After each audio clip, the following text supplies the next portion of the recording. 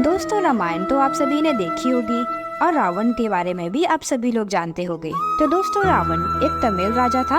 वो प्रकांड का विद्वान था, यहाँ तक कि उसे 6 दशक और चारों वेदों का ज्ञान भी था। इसीलिए रावण को 10 कंठी भी कहा जाता था। रावण एक भेदभाव रहित सभी धर्मों को सम्मान मानने वाला ऐसे समाज की स्थापना करना चाहता था। रावण ने आर्यों की भोग विलास वाली यक्ष संस्कृति से अलग सभी की रक्षा करने वाली राक्षस संस्कृति की स्थापना की थी। राक्षस संस्कृति के लोग आगे चलकर राक्षस कहलाए। रावण ने सुबा और बाली द्वीप के अतिरिक्त कुछ अन्य राज्यों को जीतकर लंका पर चढ़ाई की थी। उस समय लंका पर कुबेर का राज्य था। कुबेर रावण के पिता की पहली पत्नी इलावली की संतान थी। दोस्तों, रावण के पास एक अद्वितीय विमान था जिसे सब पुष्पक विमान के नाम से जानते थे। रावण ने उसे अपने बड़े भाई कुबेर से छीन रखा था। पुष्पक विमान की खासियत ये थी कि वो मन के अनुसार बड़ा और छोटा हो सकता था और अपने स्वामी की इच्छा के अनुसार अपनी गति भी बदल सकता था। रावण तंत्र विद्या भी जानता था, जिससे वो समय समय पर 10 सिर और 20 हाथों का भ्रम पैदा कर देता था।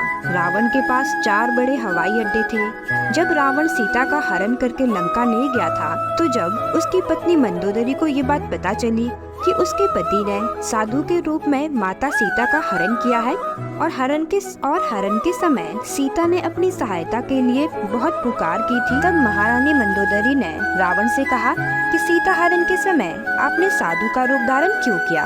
आप राम का रूप भी धारण कर सकते थे, लेकिन फिर भी आपने साधु का ही रूप धारण क्यों किया? उसके बाद रावण कहता है कि मंदोदरी, तुम सही कहती हो, लेकिन मैंने पहले तो राम का रूप ही धारण किया था, लेकिन जैसे ही मैं राम के रूप में आया तो मुझे सारी स्त्रियां माता और बहन के समान दिखने लगी, क्योंकि राम इस संसार की सभी स्त्री को अपनी माता और बहन के समान ही मानते थे। इसीलिए मेरे मन में सद्विचार आने लगे थे।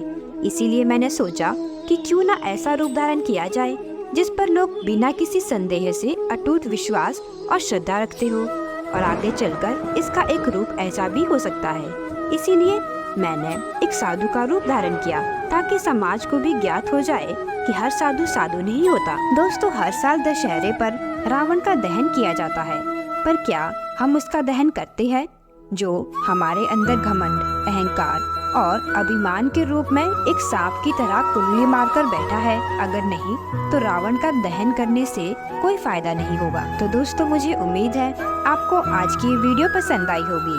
अगर आपको ये वीडियो यूजफुल लगती है तो इस वीडियो को ज्यादा से ज्यादा लाइक और शेयर कर दें, और अगर आप हमारे इस YouTube चैनल पर नए हैं तो हमारे इस चैनल को सब्सक्राइब अवश्य करें।